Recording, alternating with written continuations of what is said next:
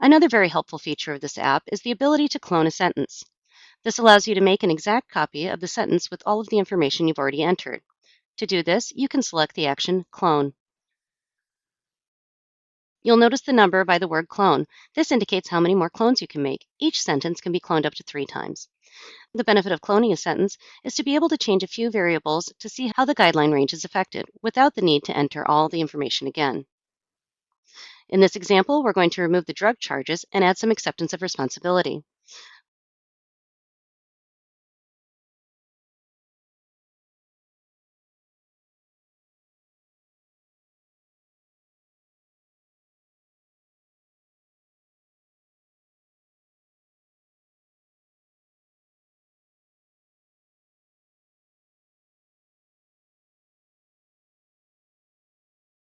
We can now go into the summary page to see how the final sentence guideline was affected. All clones will remain on your sentence page.